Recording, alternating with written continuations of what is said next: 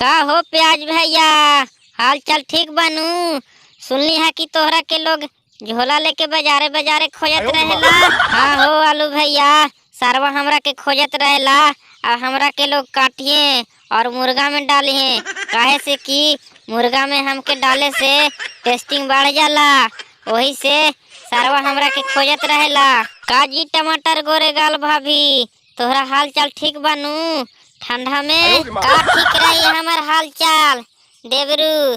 हमरा लोग चटनी बना बना के खात रहे और हमरा के लोग मुर्गा में भी डाल के खाई है। तो खा के मुर्गा पी के बियार बोलल जाए हैप्पी न्यू ईयर। का टमाटर गोरे गाल भाभी बोला बोला, तो खा के मुर्गा पी के बियार बोलल जाए हैप्पी न्यू ईयर। हाँ हाँ देवर बबुआ बोला बोला, खा के मुर्गा पी के बियार बोलल जाए हैप्पी न्यू ईयर। साला हमार जान जाता हो तोहरा के हैप्पी न्यू ईयर लोकता मारम साला पात देबा। दोस्तों अगर वीडियो अच्छा लगा हो तो प्लीज लाइक और सब्सक्राइब जरूर करें।